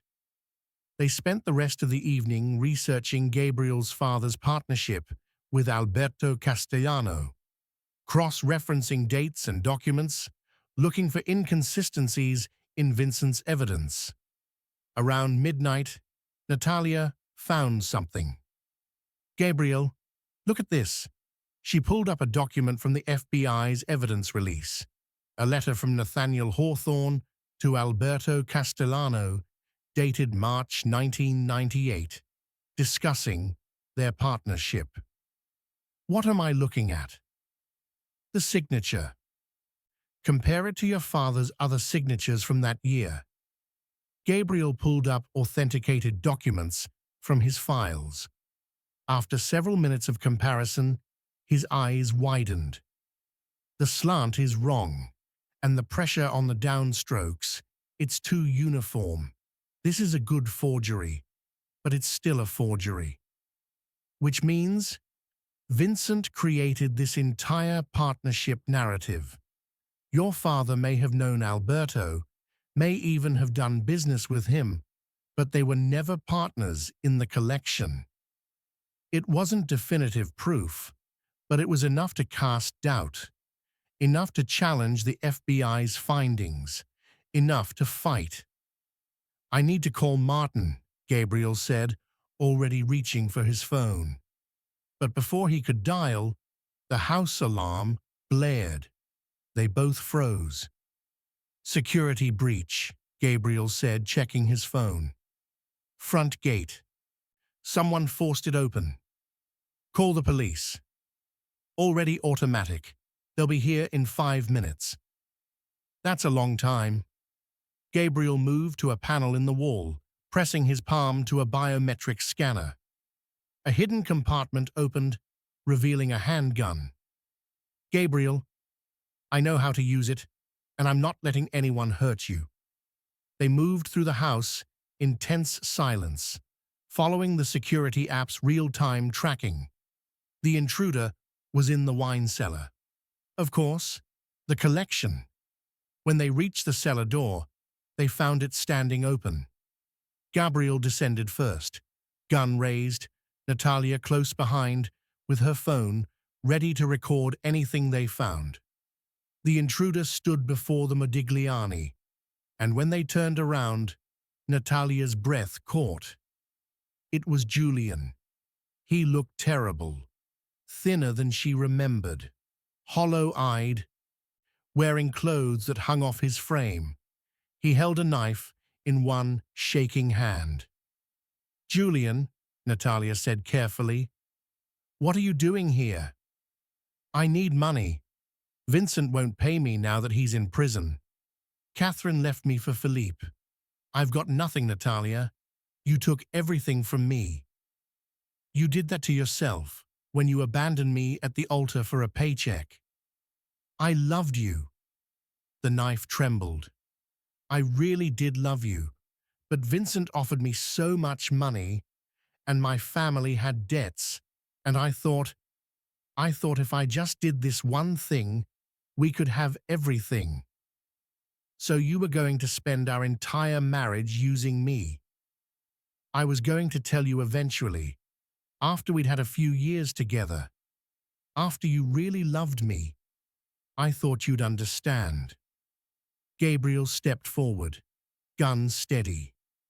"Put the knife down, Julian." "Or what?" "You'll shoot me. The police are coming. You kill me, and you're the one who goes to prison." "I don't have to kill you. Just wound you badly enough that you can't do any more damage." Julian's laugh was bitter and slightly unhinged. "You know what the funny thing is? I actually did fall in love with you, Natalia. Not at first, but somewhere along the way. And when Vincent told me to leave you, I almost couldn't do it. But I did, because I'm weak, because I'm exactly the failure my father always said I was. Julian, Natalia said gently, you need help, real help. Put down the knife and let the police take you in. You can get counseling, get clean. You're using, aren't you? His eyes were answer enough. Vincent got me hooked after the wedding fell through. Said it would help with the stress. Now I can't stop, and I owe money to people who make Vincent look like a saint. Then we'll help you, Natalia heard herself say, shocked by the words even as she spoke them. We'll pay for rehab, for lawyers, for whatever you need, but you have to put down the knife. Why would you help me after everything I did? Because I'm not you, because I don't believe people are irredeemable, because… She glanced at Gabriel, who was watching her with an expression she couldn't quite read. Because love isn't transactional. It's not about what someone can give you or how they can be useful. It's about seeing someone at their worst and choosing to believe they can be better. Julian stared at her for a long moment, then slowly lowered the knife. I don't deserve your help. No, Natalia agreed, but you need it. And that's enough. The police arrived moments later, taking Julian into custody. Gabriel made calls to his attorney, arranging for Julian to be evaluated for drug addiction and setting up payment for treatment facilities. Through it all, Natalia watched him. This man, who'd been so hurt by his father's weakness, now choosing mercy over revenge. When they were finally alone again, sometime around 3 in the morning, they collapsed onto the couch in the living room. You're a better person than I am, Gabriel said quietly. I wanted to let Julian destroy himself. No, you didn't. You wanted to, but you wouldn't have. That's not who you are. How do you know? Because you saved me when you didn't have to.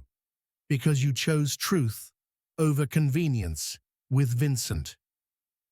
Because you're offering help to your ex-employee who literally just broke into your home with a weapon. You're good, Gabriel, even when you don't want to be. He pulled her close, and they sat in comfortable silence for a while. My mother's lawsuit will proceed, he finally said. Martin says she's retained aggressive counsel.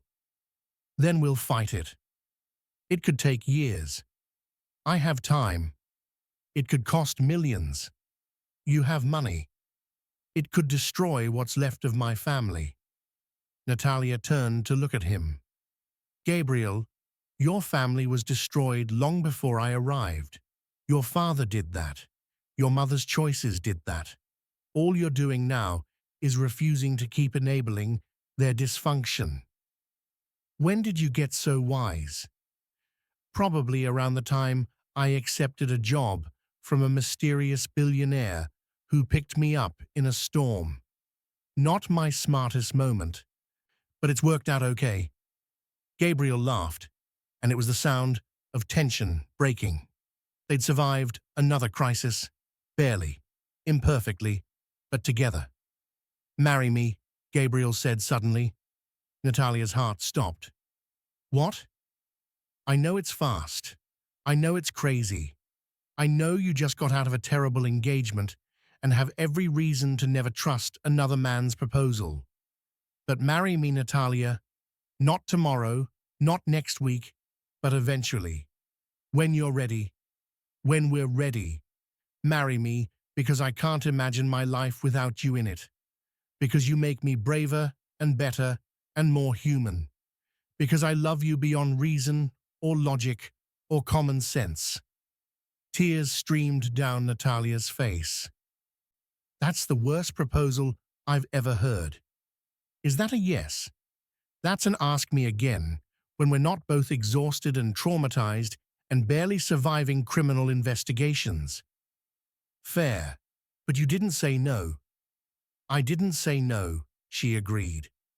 They fell asleep on the couch, wrapped around each other, while dawn crept across the ocean and the collection stood silent in the wine cellar. Hundreds of millions of dollars in art, all the beauty and tragedy of human creation, protected for one more night by two people who'd found each other in the chaos and decided to build something new from the wreckage of their pasts. The legal battles would continue. Gabriel's mother would fight for her claim. The media would dissect every aspect of their relationship. But for now, they had this moment, imperfect, fragile, and absolutely real. And that was enough. 6 months later, Natalia stood before the completed catalogue of the Castellano collection, 973 pages documenting every piece, every provenance, every authentication, and realized something profound. This collection wasn't just about art or money or family legacy. It was about all the ways we try to own beauty while beauty refuses to be owned. And as she prepared for the collection's first public exhibition, a letter arrived from Vincent Moreau's prison cell that would finally reveal the truth about Gabriel's father, Alberto Castellano, and the real reason Vincent had spent decades pursuing the collection. The letter was handwritten on prison stationery, Vincent's elegant script, unchanged despite his circumstances. Dear Ms. Winters, by now, you've likely concluded that I'm a villain in your story. Perhaps I am.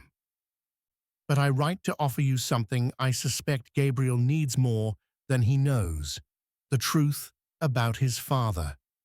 Nathaniel Hawthorne and I were not enemies. We were friends, genuine friends, before our business relationship soured.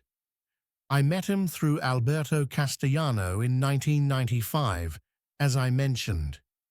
What I didn't mention is that your Gabriel's father was trying to recover from his own father's bankruptcy. The Hawthorne fortune you see today, Nathaniel built it from nothing, driven by the shame of poverty and his father's suicide. Alberto understood this hunger. He and Nathaniel bonded over their shared determination to transcend their origins. They did form a partnership, but not in the way my forged documents suggested.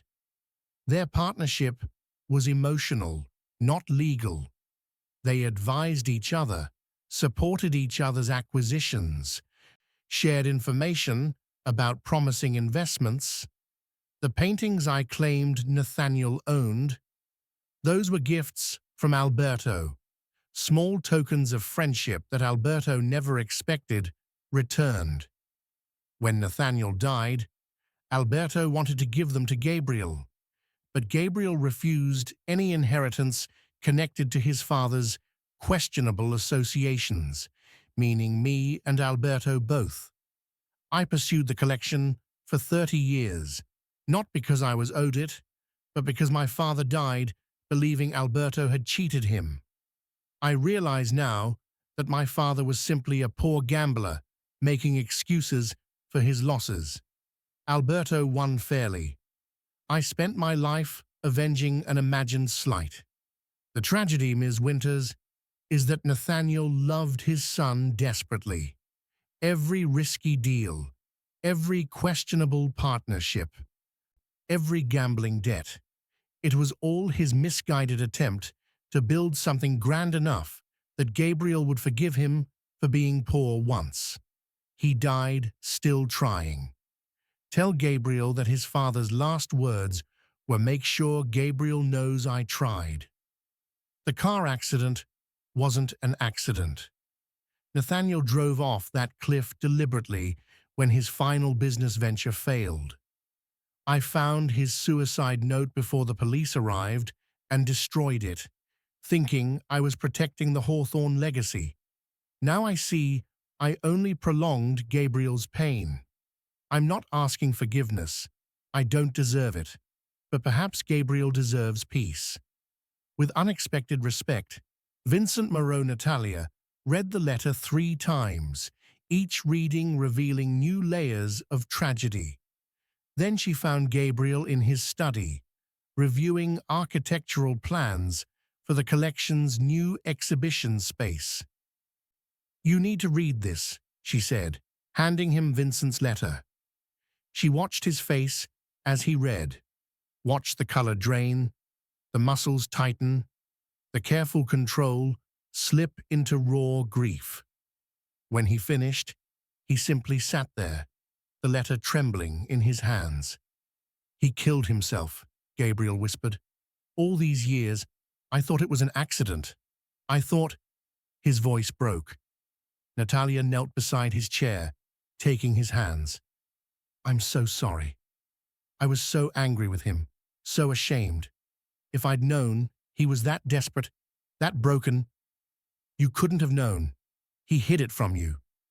I should have seen it, should have understood that his gambling, his deals, all of it was God, it was love. Completely misguided, destructive love, but love nonetheless." Gabriel stood abruptly, moving to the window, overlooking the ocean. "I've spent 7 years building this collection, this company, this life, all to prove I wasn't like him, to prove I could be successful without shortcuts or gambling or lies. And the whole time, I was doing exactly what he did, building something grand enough to justify my existence. That's not true, isn't it? Look at this house, this collection, the company. What am I actually doing besides accumulating proof that I matter?" Natalia rose, moving to stand beside him. "You're creating something lasting. You're preserving art for future generations. You're employing people, supporting artists, advancing cultural heritage. That's not the same as your father's desperate accumulation." "How do you know?" "Because I've watched you for 8 months. I've seen how you agonize over every decision. How you insist on provenance and legitimacy even when it costs you. How you treat your employees with respect and your art with reverence. You're nothing like the man Vincent described. You're better. Not because you're richer or more successful, but because you've chosen to build something honorable from his failures." Gabriel turned to look at her, his eyes red but clearing. "When did you get so wise?" "I keep telling you, mysterious billionaires in storms are very educational." He almost smiled. "Will you come with me somewhere?" "Where?" "To visit my father's grave. I've never been. Couldn't face it, but I think I need to now." They drove to the cemetery in silence, through manicured grounds where old money rested beneath marble and granite testaments to lives well lived, or at least well funded. Nathaniel Hawthorne's grave was modest compared to some, just a simple headstone reading, "Nathaniel James Hawthorne, 1952-2018. Beloved Father Gabriel stared at it for a long time before speaking. "I was angry for so long. Angry that you lied, that you gambled, that you left me to clean up your mess. But I understand now. You were just trying to outrun shame. I've been doing the same thing, running from the fear that I'm not enough, that I'll fail like you failed, that poverty and desperation are just one bad decision away." He knelt, placing his hand on the cold stone.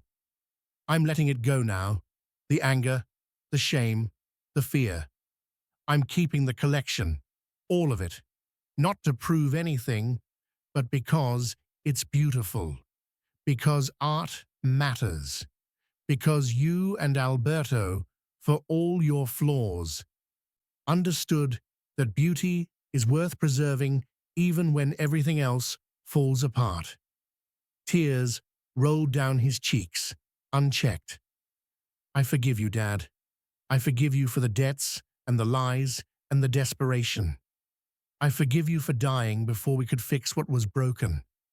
And I hope, wherever you are, you can forgive me for being so self-righteous, for judging you when I should have understood. Natalia's own eyes were wet. She placed her hand on Gabriel's shoulder, offering silent support. He'd be proud of you, she said softly, of what you've built, of who you've become. Gabriel stood, wrapping her in his arms. They stayed like that for a long time, holding each other in the shadow of old grief, letting the wind carry away years of pain. Before we reach our conclusion, I want to thank you for staying with this epic journey through Mr. Douglas' stories. If this story has touched your heart, moved your spirit, or simply kept you captivated, please subscribe, like this video, and turn on notifications. Share this story with someone who needs to hear about second chances, redemption, and the power of love to heal even the deepest wounds. And don't forget to comment, "I am with Mr. Douglas Stories," to let us know you're part of this incredible community.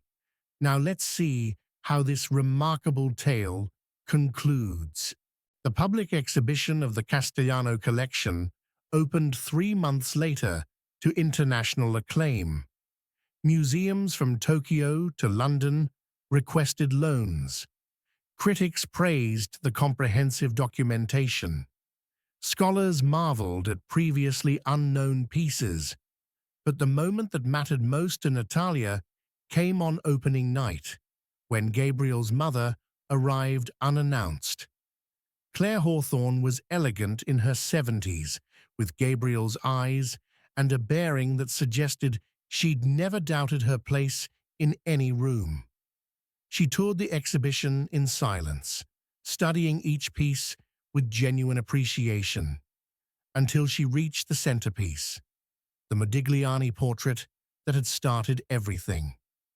"I remember when Nathaniel brought this home," she said quietly. "He was so excited.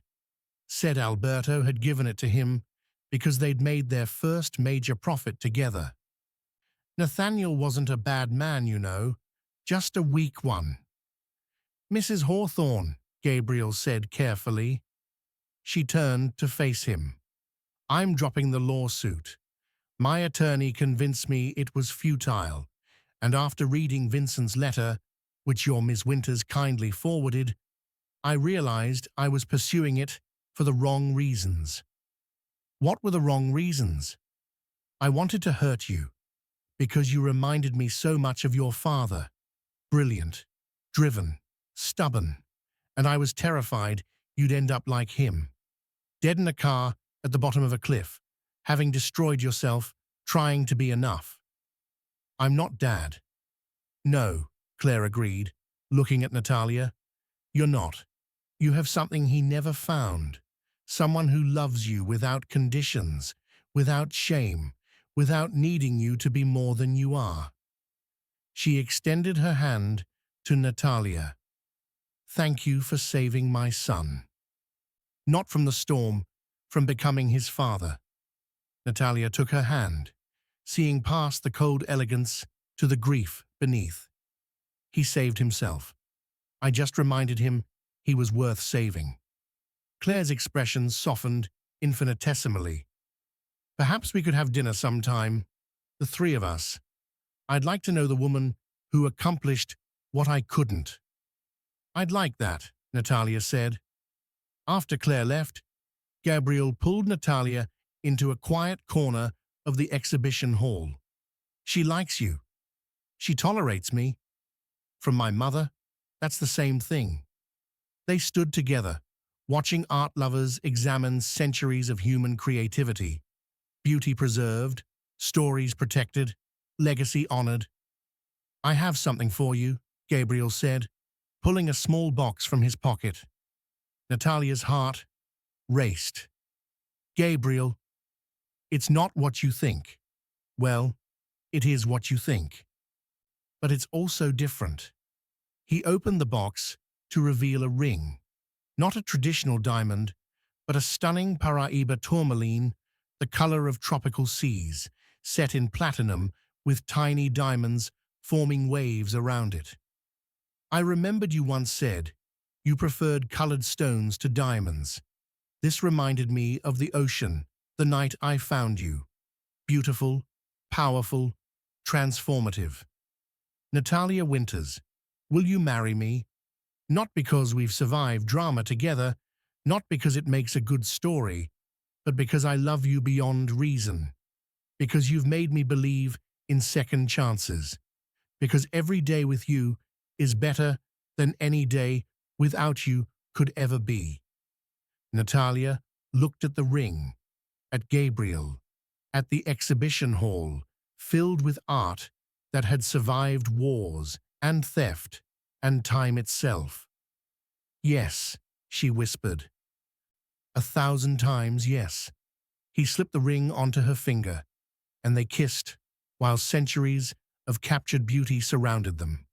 A kiss that promised not perfection, but partnership, not rescue, but choice, not an ending, but a beginning. Natalia Winters Hawthorne stood in the newly opened Hawthorne Center for Art Preservation, watching students learn authentication techniques, and realized that the storm that had nearly destroyed her had actually been the first step toward becoming who she was always meant to be. And when Gabriel found her there, carrying their 3-month-old daughter who'd been named Hope, after both the emotion and her grandmother Claire's middle name, she understood that some stories don't end with perfect closure. They end with new chapters beginning, written by people brave enough to keep turning pages. The center had been Gabriel's idea, but Natalia's passion project, a non-profit dedicated to training the next generation of art preservationists with special focus on recovering stolen cultural heritage. Dr. Richter served on the board. Isabel taught classes on ethical collecting. Even Julian, now 2 years sober and working as a counselor in the center's rehabilitation partnership program, sometimes gave talks about his experiences. She's going to be an art lover, Gabriel said, nodding toward Hope, who was staring at a nearby painting with intense focus unusual for an infant. She's going to be whatever she wants to be, Natalia corrected. That's the difference between our generation and your father's. We don't have to prove anything to anyone. Except maybe to ourselves. Not even to ourselves. We just have to show up, do the work, and trust that it matters. Gabriel shifted Hope to one arm, using the other to pull Natalia close. Have I told you today that you're brilliant? Not since breakfast? Unacceptable. You're brilliant. Also stubborn, occasionally reckless, and somehow still the best decision I've ever made. That's a low bar, considering your decision-making history. Fair point. They stood together, a small family formed from catastrophe and choice, watching students catalog art, restore paintings, document provenance. The Castellano collection had been partially donated to museums, partially kept for the center's teaching purposes, partially sold to fund the non-profit's operation. Vincent Moreau would be in prison for another 12 years. Catherine and Philippe had married in a quiet ceremony before Philippe also faced charges related to his father's operations. Julian was rebuilding his life one day at a time, and Natalia, abandoned in a storm, rescued by a billionaire, thrust into criminal intrigue, had found something she'd stopped believing existed. A love that wasn't about rescue or usefulness or transaction, but about two people choosing each other every day in all their flawed, beautiful complexity. Do you ever wonder what would have happened if you'd driven past me that night? She asked. Every day. And then I look at you, at hope, at everything we've built, and I'm grateful that sometimes the universe forces our hand. I wasn't looking for love that night. I was just driving, trying to outrun my own demons. And you found more demons. I found you. Which came with demons, yes, but also with hope, purpose, and a reason to stop running from the past. Hope made a small sound, and they both looked down at her perfect, tiny face. She'll never know how we started, Natalia mused. One day, she'll just think of us as her slightly boring parents with an interesting art collection. Good. She should have boring parents. She should have stability and safety and unconditional love. She should never have to earn our approval or prove her worth. You're going to be an amazing father.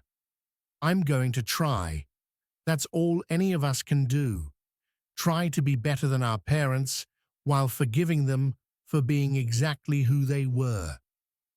They left the center as evening fell, driving back to Thornfield Heights along the same coastal highway where their story began. The house no longer felt like a fortress or a prison or a sanctuary. It was just home, beautiful, imperfect, filled with art and love and the sounds of a baby who would grow up never knowing that her parents' love story started with abandonment and storm and a chance encounter that neither of them had been looking for. That night, after Hope was asleep and the house was quiet, Gabriel and Natalia stood on the terrace overlooking the ocean, watching waves crash against rocks in their eternal dance. No regrets? Gabriel asked. About which part? The abandoned wedding? The criminal conspiracy? The impromptu heist? The family drama? All of it. Natalia turned to face him. This man who'd saved her from a storm and then stood beside her through so many others. Not a single one. Every terrible moment led me here. And here is exactly where I want to be. They kissed as the ocean roared its approval, as stars emerged from twilight, as the house behind them glowed with warm light, a beacon for anyone lost in storms, seeking shelter, hoping for second chances. Because that's what Natalia had learned through all of this. Life isn't about perfect beginnings or tidy endings.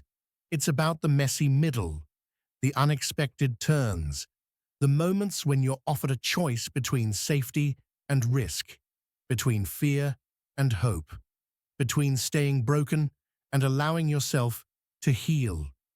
She'd been abandoned in a storm. Her driver had been a billionaire, and somehow, impossibly beautifully, that disaster had become the beginning of everything that mattered. Dear friends, thank you for journeying with Natalia and Gabriel through storms both literal and metaphorical. Their story reminds us that sometimes our greatest disasters are disguised blessings, that love found in chaos can be the most enduring kind, and that redemption is always possible when we choose truth over convenience and courage over fear. If this story touched your heart, please share it with someone who needs to hear that their broken beginnings can lead to beautiful endings. Subscribe to Mr. Douglas Stories for more tales of love, redemption, and the extraordinary resilience of the human heart. May God bless you with the courage to accept help when you need it, the wisdom to offer grace when others stumble, and the faith to believe that even your storms are leading you somewhere worth going. Until our next story, stay blessed, stay hopeful, and remember, I am with Mr. Douglas Stories.